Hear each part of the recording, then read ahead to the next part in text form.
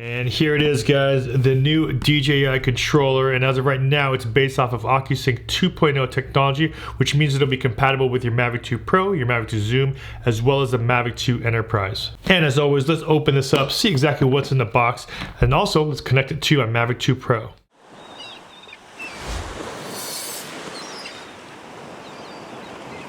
So let's get this thing opened up. Let's see what's in this box. I also want to get it hooked up to my Mavic 2 Pro, and of course, see what it looks like side by side with the Pro Plus on the Phantom, and then just what it looks like here. This is compared to a pretty standard remote using a pretty standard iPhone. This is iPhone 6. Put these side by side, see how big of a difference it is, and see what the pros and cons of both are.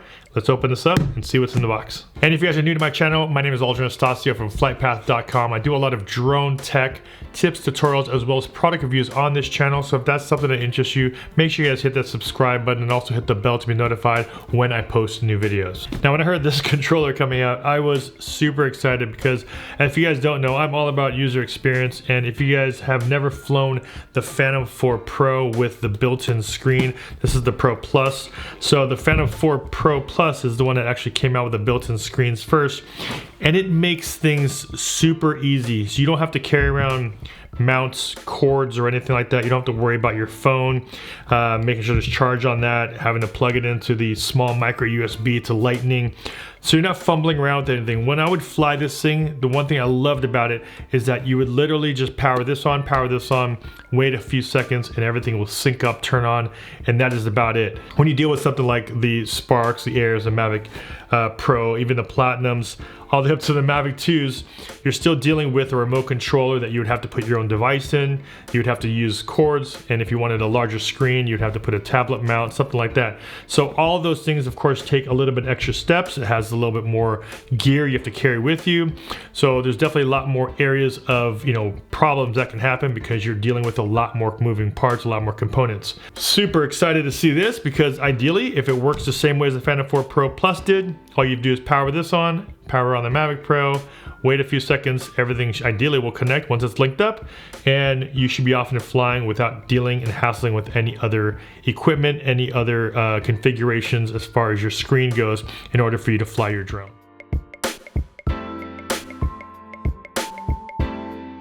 Oh.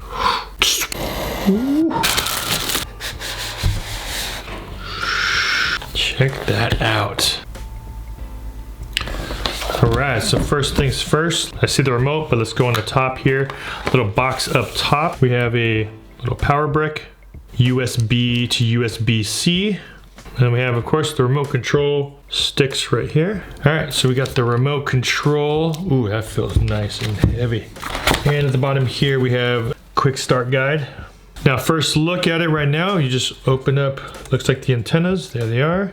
So the antennas are folded up under here, and now that I looked it up and just lifted it, as you can see right in the back, that's actually where you keep your sticks for your remote. So they are tucked in right here. So the ones that actually come inside of the case are just your spare ones. So let's take the ones out of here, put them on top. And these new sticks are a little bit different here. There's a thread at the very bottom which screws into the remote. If you look at the older Mavic Pros or the Mavic 2s, these sticks are a little bit different because this has a little round piece here that goes around the screw head. So these do not look like they're going to be interchangeable with your Mavic 2 Pro. Man, this looks and feels good. Here's the remote control. Let's do a quick tour, see exactly what types of buttons and functions it has on this new DJI Smart Controller. Now, quickly looking at the specs as far as size goes, if you've seen the Phantom 4 Pro Plus version, this one right here, the screen size is actually the exact same screen size. So it is a 5.5 inch display. As you can see right here, the screen size is actually exactly the same size. So let's go through the remote control. It's a 5.5 inch 1080p screen, 1000 nits, which is actually the same as the Phantom 4 Pro Plus, as well as the 5.5 inch Crystal Sky. One of the new buttons here is the back function button on the top left of the remote control. The middle is about the same, has a return to home, pause flight, tripod, position sport, power, 5D button, and a new one here on the top right is a confirm or C3 button. At the very bottom, we have the USB-C port as well as the microphone. And on the top, we have a USB, micro SD, as well as an HDMI port. On the bottom dials, we have the camera settings as well as the gimbal dial. And on the top, we have the record button as well as the focus and shutter button. To get to the sticks, you just have to move the antenna up, and you stick storage slots right there, as well as a speaker right below that. And next to the speaker, we have the C1 and C2 buttons, as well as the air intake. Now, one of the cool features about this remote is that it has an HDMI out right here. So what you could do is actually hook up an external monitor, hook it up an external TV that has HDMI ports. So if you had a secondary shooter, or if you're on set, and if you had someone else watch what you're seeing on your remote, all you have to do is hook up an HDMI here, or if you want to hook this up to your goggles, you could do that as well. All you need to port is plug it into right the back, and everything that's on your remote can now be mirrored onto that secondary monitor. And another nice feature is that when you're done shooting with your Mavic 2, what you could do is put your SD card right into this back slot right here at the very top, and you can actually download and transfer all of your footage from your drone onto the remote control. That way, if you want to do any sharing or editing, you can actually do that straight onto the remote control, and then you would just load it through the remote and transfer everything onto it. Launch your DJI Go app, and you can actually edit and share right here at the very bottom. Now, as far as the DJI Go 4 app, everything's the same, so you have the same menu system. Everything looks the same as it would be on your remote control using it through your mobile device. So as far as user experience goes, that's all the same. The only thing that's a little bit different, though, is there is this extra menu system here on the remote when you're able to slide down from the top, where you're able to change things like your Wi-Fi settings, the brightness, turn on Bluetooth if you wanted to share, of course, turn on your HDMI if you wanted to hook it up to an external monitor. You can actually capture your screen or record your screen here, or control your stick calibration, and also go through some settings. Now, that's a quick overview of the remote controller. When I press my power button, I only have one LED light on right now, which means I'm gonna wanna charge this up. This is a 500 milliamp battery that's inside this remote. So it'll take me about 2 hours to fully charge it, and when it's fully charged, it should last about 2.5 hours. Let's get this thing charged up, and then we'll hook it up to my Mavic 2 Pro. So if you buy your new Mavic combo and it comes together in a bundle, you're more likely it'll be already linked together, so you shouldn't have to do anything as far as re-linking them back together. But if you did, just like if you bought it separately, like right here, I have mine separate. I already had the Mavic 2 Pro, got the controller separately. You're gonna have to now link the controller to your existing Mavic. So once you've logged in, you're gonna go through a couple tutorials and walkthroughs. You also wanna make sure that you download the latest firmware, both on your remote as well as on your Mavic. Now that the remote is all updated as far as firmware goes, we wanna be able to link these two together. So what we're gonna do is power on the remote, and then go ahead and power on the Mavic. Now, to link these together, what you have to do is press the C1 and C2 as well as the record button simultaneously until you start hearing the beeping. Okay, now that you hear the continuous beeping, what you're going to do is now click on the link button on your Mavic, press that. Once you press it, it's going to look for the remote, and it'll say now version check. It says latest version, notification will disappear, and there you go. This should be all linked together. It says go fly. Now that it's linked, if you look at the app, it should say go fly right there. You see the button that says go fly. Let's press on that, and we are good to go. Now, of course, I normally wouldn't want to start it up inside. I'm not gonna fly inside, but it's just for the sake of knowing it connected. I did see everything it confirmed here. I'm able to see my camera. Let's just power it up and let's get these things started up just to see if everything works properly. So connect in.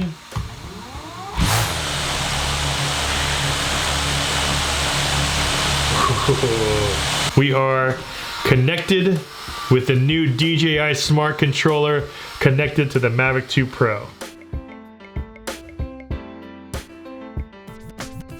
Now, when it comes to size of your remote control, once you have your phone in there, as you can see here, I'll put this down on the ground, that is actually a little bit taller of a control.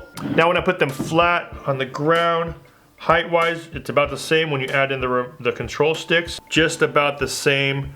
Not much of a difference here. And just for reference, of course, here's the Pro Plus remote. Same screen, but of course, as you can see here, a lot bigger than your existing remote. How long it takes me to get everything started up if I were to take everything out of a bag. put it on a table, get the motors on. Let's just see how long startup takes on all three of these devices. And start.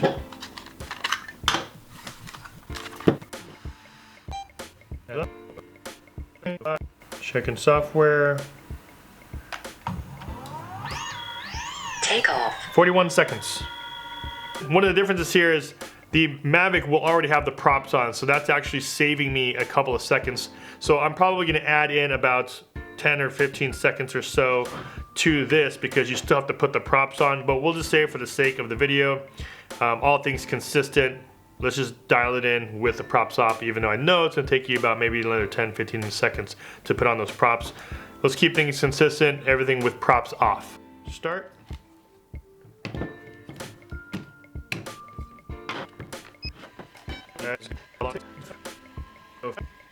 Ready to go? 46 seconds. For the sake of the video, we'll keep it at 46 seconds, but know that you still have to probably factor in a good, 10 seconds or so to put these on. Go.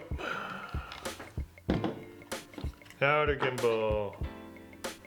Inner gimbal.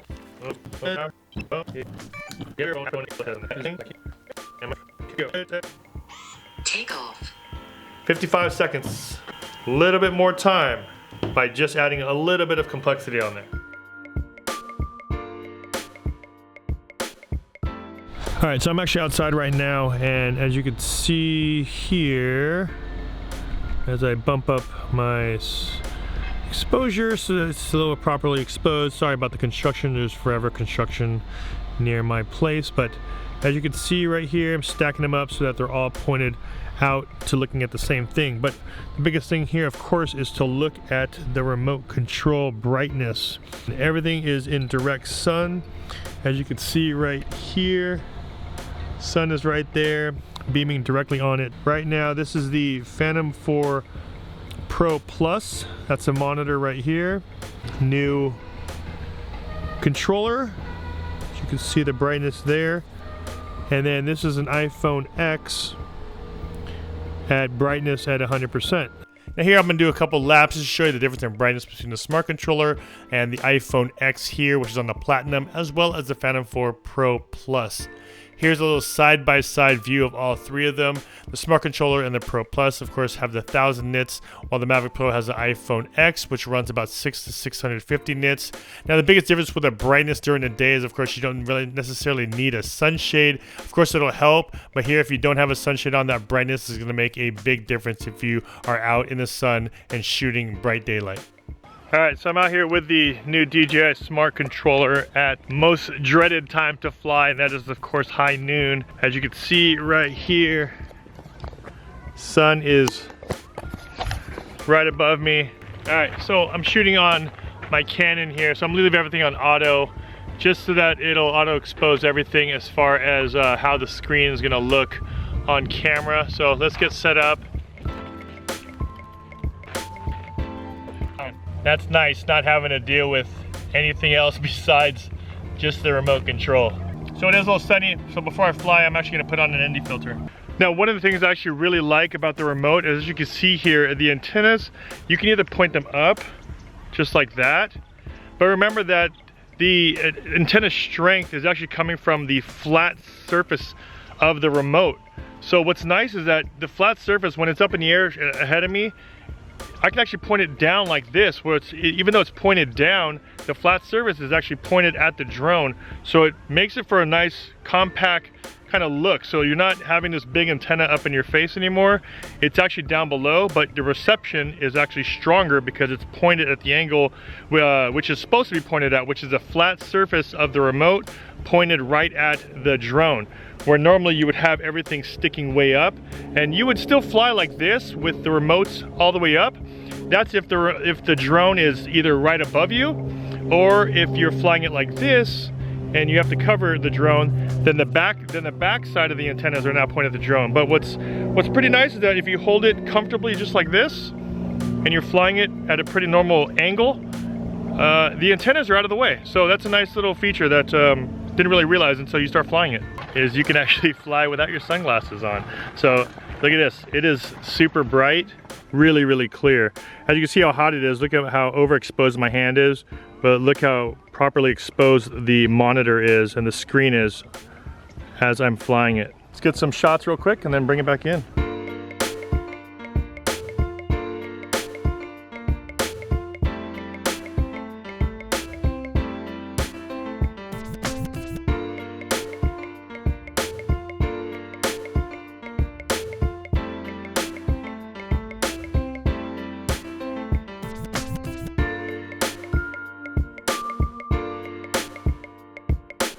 I think it's more of the experience of being able to quickly not only have a compact, you know, setup, which I have, is a pretty compact setup, not worrying about anything else besides having battery life. I don't remember the last time I've ever burned through my battery on my Phantom just because the battery life is so long.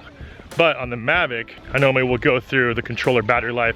One quick flight, the battery life on the Mavic will drop to like 60 to 70%. But something like this, you can go on all day more than likely. So battery life I think is a big deal, as well as not having to carry anything. So that is, guys, the new DJI Smart Controller. As of right now, it works for your Mavic 2 Pro, your Zoom, as well as the Enterprise Edition. Make sure you guys subscribe to the channel. I'm going to be going through in future videos a little bit more detail of some of the menu systems within the remote. So make sure you guys are subscribed and have that bell turned on with notifications so you don't miss out on any of my new videos. Once again, if you guys got value from my videos, don't forget to smash that like button. This is Aldrin Anastacio with FlytPath.com. I'll see you guys in the next video. Take care.